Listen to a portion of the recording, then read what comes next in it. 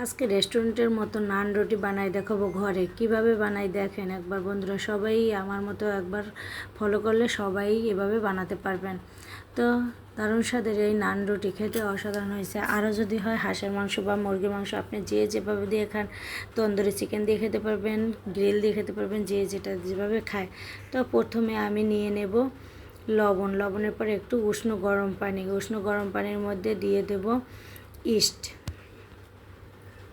তো আমি ইস্টটা নিয়ে নেব 2 টেবিল চামচ। একটু যেমন ময়দা নেবেন সেই অনুপাতে দেবেন। আমি যেহেতু 2 বাটি নিয়েছি এই জন্য একটু ইস্টের পরিমাণ বেশি দিয়েছি, 2 টেবিল চামচ দিয়েছি।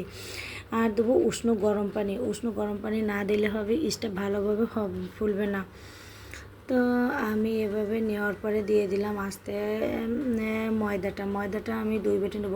কম করে আস্তে আস্তে ময়ান করে নেব, বেশি করে একসাথে দেওয়া যাবে না, তাহলে ভালো করে ময়ান করা যাবে না। দেখতে হবে তো কতটুকু প্রয়োজন সেই অনুপাতে। তাই আমি 2 বাটির মতো নিয়েছি ময়দা। এটা দিয়ে একটা খামি করে নেব, ভালো করে একটা নরম খামি করে নেব।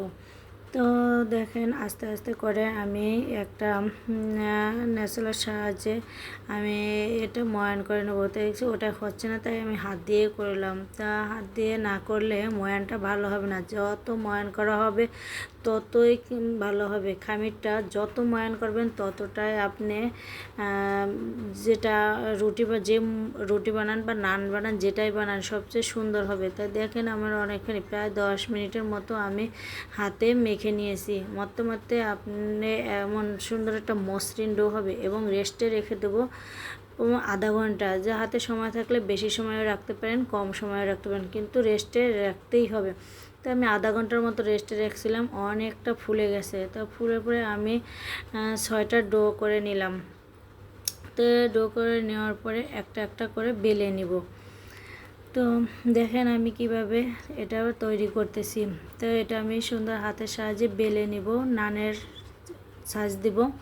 তো আমি একটু কালো তিল দিয়ে দেবো। তিলটা দিলে হয় অনেকটা মজা লাগে খেতে। তাই এই জন্য আমি একটু তিল অ্যাড করে দিলাম। দেওয়ার পরে আবার একটু বেলে নিলাম। তো যেহেতু নান রুটি এই জন্য একবার পাতলা করা যাবে না, একটু মোটা সাইজেরই রাখতে হবে।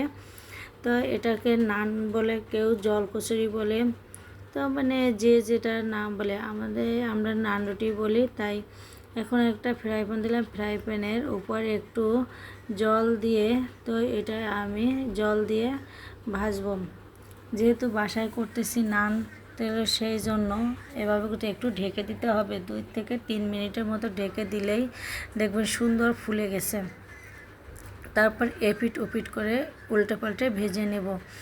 যখন এক পিঠ ভাজা হয়ে যাবে তখন আমি একটু বাটার ব্রাশ করে দেবো। 2 পিঠেই বাটার ব্রাশ করে দিলে হয়ে যাবে আমাদের বাটার নান। এজন্য এক পিঠ ব্রাশ করা হয়ে গেলে তারপর আবার অপর পিঠ ব্রাশ করে নেব। তো আমার 2 পিঠেই বাটার ব্রাশ করা হয়ে গেছে। দেখেন কি সুন্দর। বাসায় এত সুন্দর নান রুটি তৈরি করা যায়। কেন আমরা রেস্টুরেন্টে গিয়ে এত বেশি দাম দিয়ে আমরা নান রুটি কিনে খাবো? আমরা অল্প খরচেই আমরা বাসায় নান রুটি তৈরি করতে পারি।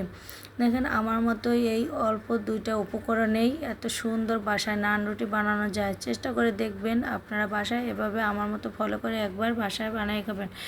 আর আমি হাঁসের মাংস দিয়ে নান রুটিটা খেয়েছি। আপনারা যা দিয়ে খান, সবজি দিয়ে খেতে পারেন, ডিম দিয়ে খেতে পারেন, চিকেন তন্দুরি দিয়ে খেতে পারেন। ধন্যবাদ সবাইকে। আজ এই পর্যন্ত।